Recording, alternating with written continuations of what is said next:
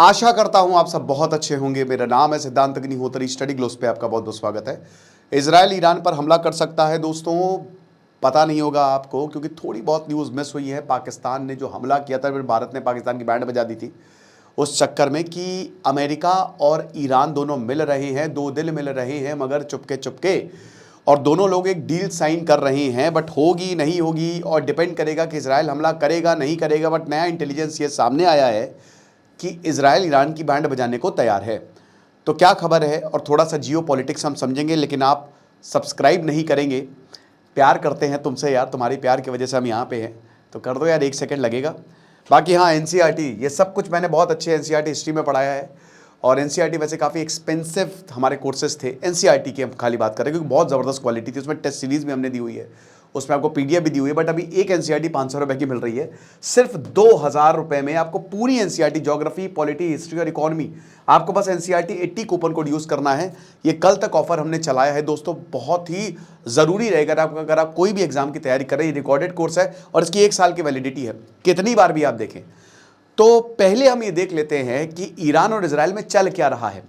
तो अभी जो नया इंटेलिजेंस अमेरिका की तरफ से आया है, उसमें यह बोला है कि ईरान के ऊपर एक बड़ा हमला करने वाला है इजराइल, और साथ साथ मैं पाकिस्तान की भी बात करूंगा। तो मल्टीपल यूएस ऑफिशियल्स ने यह बोला है और उनके पास इंटेलिजेंस इनपुट है। इसको CNN ने भी रिपोर्ट किया, मेरे सामने टाइम्स ऑफ इजराइल खुला हुआ है जो इजराइल का सबसे इंपॉर्टेंट न्यूज़पेपर है। तो CNN की रिपोर्ट को उन्होंने कोट किया है कि Israel is likely to attack Iran. और इधर डोनाल्ड ट्रंप जो हैं, डोनाल्ड ट्रंप वैसे नहीं मिल रहे हैं, अमेरिका जो मिल रहे हैं, उनके ऑफिशियल्स जो है वो ईरान से मिल रहे हैं। 4 बार इन्होंने बात हो चुकी है, और अगर कोई डील नहीं हुई, अच्छा ये डील किसकी, अभी इसको मैं थोड़ी देर में आपको बताऊंगा। देखो पहले ये समझो कि आखिरकार यहाँ प्रॉब्लम क्या है। ये जो आपको मैप दिख रहा है ना, यहाँ पे प्रॉब्लम ये है, अगर आप डीप डाउन जाओ, हर किसी को चाहिए पैसा, अमेरिका को चाहिए दबदबा, वर्चस्व, और अमेरिका को चाहिए रिसोर्सेस। तो आप उठा के देख लो, सेम जितने भी, चाइना हो गया, रशिया हो गया, सबको, क्योंकि रिसोर्सेस होंगे तो ही आप दुनिया पर कब्जा करोगे, आपका दबदबा रहेगा। तो जो अमेरिका है दुनिया का पापा, तो वो ये कहता है कि हम पिताजी बने रहेंगे और तुम हमारे पास आते रहना। तो बाकी इंडिया चाइना के तबे चल निकल, ठीक है। अब ये जो है रशिया, ये भी इसमें लगा हुआ है। तो इसमें सबसे इंपॉर्टेंट देश जो है वो है ईरान। अब ईरान कैसे इंपॉर्टेंट देश है दोस्तों, अर्ली 2000 में यहाँ पे इस एरिया में, मिडिल ईस्ट में, एक बहुत बड़ी ऑयल डिस्कवरी होती है, गैस डिस्कवरी होती है, और उसको कंट्रोल ईरान करना चाहता है।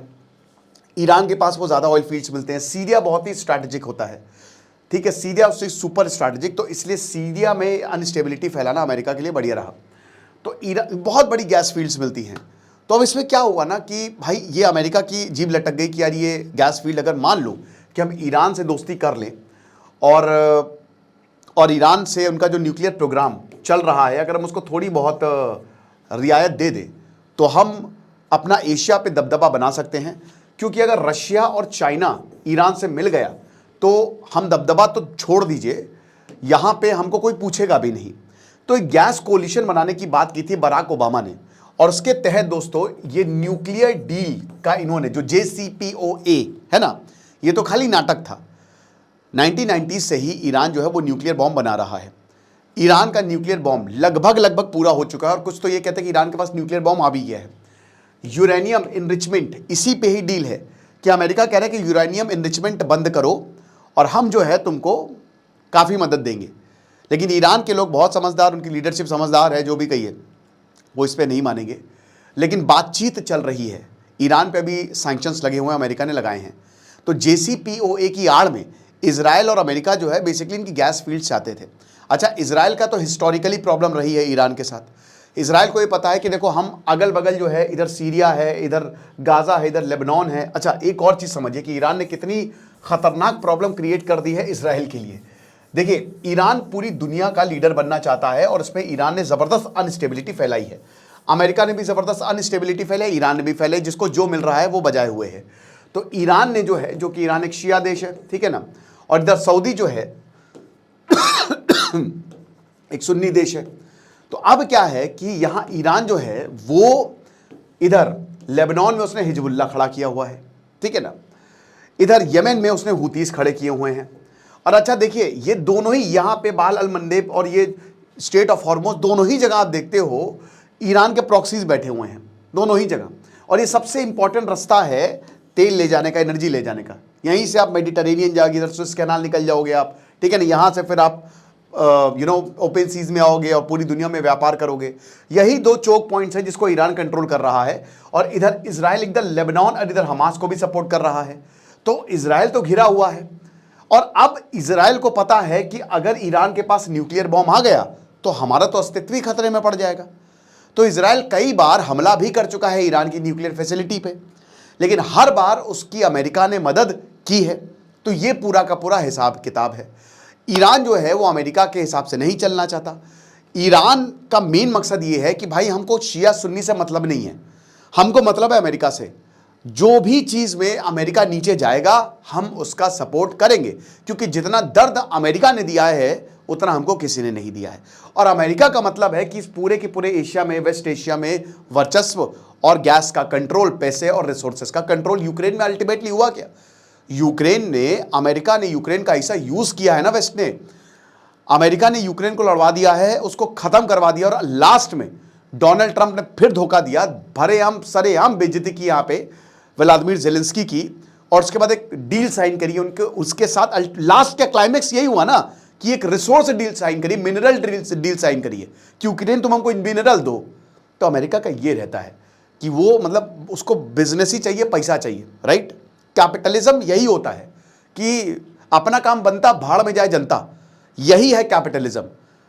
कोल्ड ड्रिंक है ना, ये जो जितनी बड़ी बड़ी कोल्ड ड्रिंक, ये तो जहर है, लेकिन ये बेचते ऐसे हैं कि नहीं नहीं 7 साल का बच्चा भी पिएगा, 4 साल का बच्चा भी पिएगा। बर्गर तो हमने बच्चों के लिए बनाया है ना। तो ये चीज़ हमको ध्यान देने की ज़रूरत है। और ईरान वो सारी चीज़ों को नकारता है जो अमेरिका का है, सब चीज़ों को नकारता है।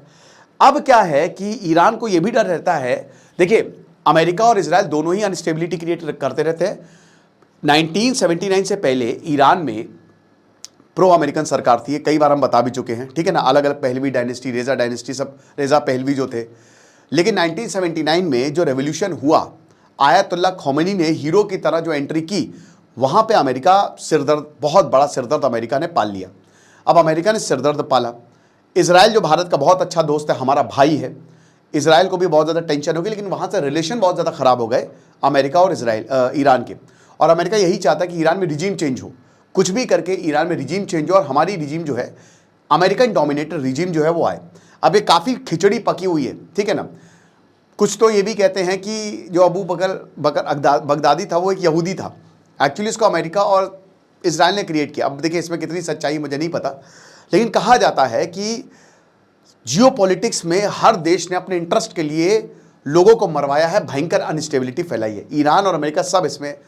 तो अभी क्या है कि अभी यही बोला गया है कि देखिए इजराइल जो है वो बिल्कुल हमला कर सकता है ईरान पर, लेकिन ये रिपोर्ट को कंफर्म नहीं किया किसी ने। जो नेशनल सिक्योरिटी काउंसिल है उन्होंने रिस्पॉन्ड नहीं किया, इजराइल की एम्बेसी ने रिस्पॉन्ड नहीं किया। रिस्पॉन्ड नहीं करने का मतलब ये है कि कुछ तो गड़बड़ है। और यहाँ पे इजराइल अटैक, जैसे जैसे वक्त आगे बढ़ता जा रहा है, इजराइल जो है ईरान के हमले की तरफ भी आगे बढ़ता जा रहा है। साथ ही साथ जिसने ये बात बताई है उसने ये बोला है कि देखिए अगर अमेरिका और ईरान की डील हो जाती है कि जितने भी देश के यूरेनियम है आपको हटाने पड़ेंगे, और अगर ईरान इस पे मान जाता है तब तो कोई प्रॉब्लम ही नहीं है, तब तो इजराइल को क्या ही लेना देना। लेकिन अगर ऐसा नहीं होता है तो दिक्कत हो जाएगी। अमेरिकन प्रेसिडेंट डोनाल्ड ट्रंप, इनका एडमिनिस्ट्रेशन जो है भैया देखो फिर से ओमान, कतार, ये जितने भी है ना, ओमान मीडिएट करवा रहा है, और दोनों के बीच में, अमेरिका और ईरान के बीच में बैठक हो रही है। लेकिन अगर ऐसा होता, अगर इजराइल हमला करेगा तो फिर प्रॉब्लम क्या होगी, यहां पे डोनाल्ड ट्रंप गुस्सा हो जाएगी। डोनाल्ड ट्रंप का थोड़ा जिहादी रूप सामने आया है। सीरिया के ही अपने ही आदमी को उसने, सीरिया का प्रेसिडेंट है ना अल जलानी के साथ जो मिले थे, अभी जो मीटिंग की थी, हम सबको पता है कि वो क्या है। उसको पहले अमेरिका ने उसके ऊपर 1000 करोड़ का इनाम रखा था, और डोनाल्ड ट्रंप अब उसी के साथ उठ बैठ रहे हैं। तो इजराइल का मूड खराब है totally. Israel is pissed off कि ये भाई अमेरिका के ऊपर भरोसा अब हम भी नहीं कर सकते। लेकिन ये इतना आसान होने वाला है नहीं, क्योंकि इजराइल की यहूदियों की पैठ अमेरिका के बिल्कुल अंदर तक है, डीप स्टेट है अमेरिका में, याद रखिएगा। इजराइल, अब देखिए इजराइल ऑफिशियल ने बोला है कि हाँ एक सीनियर इजराइल ऑफिशियल ने कि ऑब्जर्वेशन तो यही है कि इजराइल की मिलिट्री आगे जाती जा रही है और जो एयरफोर्स है उनकी अटैक मोड पे है। बट ये हो सकता है कि शायद ये डराना चाह रहे हो ईरान को, हो सकता है कि ये ईरान को डराने की या धमकाने की कोशिश हो, अटैक की कोशिश ना हो। क्योंकि देखिए अभी तक 4 राउंड्स हो चुके हैं और ये बोला है इजराइल ने कि अगर कोई बैड डील होती है तो फिर ईरान को उसका खामियाजा जो है वो भुगतना पड़ेगा। लेकिन अभी देखना पड़ेगा दोस्तों क्या होता है। बट फिलहाल इसकी पॉसिबिलिटी है कि अभी शायद इसी महीने इजराइल एक बहुत बड़ा हमला कर दे ईरान के ऊपर, उनकी न्यूक्लियर फैसिलिटी ही उड़ा दे, देखेंगे। बट बड़ी बात यहां पे एक और है, पाकिस्तान का क्या होगा। अब देखिए इजराइल किसी से डरता नहीं है, इजराइल जो करता है वो करेगा, उसको जो करना है वो करेगा। यहां तक ये भी बोल दिया कि गाजा को हम ले लेंगे, बेंजामिन नेतन्याहू ने। भारत ने भी ऑपरेशन सिंदूर में ये दिखा दिया कि भाड़ में गया तो न्यूक्लियर बॉम्ब, ठीक है ना, घर में घुस के मारेंगे। भारत इजराइल की मदद ले सकता है पाकिस्तान को डी न्यूक्लियराइज करने के लिए। और ये डी न्यूक्लियराइजेशन का मैंने पूरा कल लेक्चर लिया था कैसे होगा, और ये पूरी दुनिया को, भारत को बताना भी है कि जो न्यूक्लियर, देखिए जो न्यूक्लियर वेपन्स हैं वो पाकिस्तान के हाथ में और कितना ज़्यादा इररिस्पॉन्सिबल है।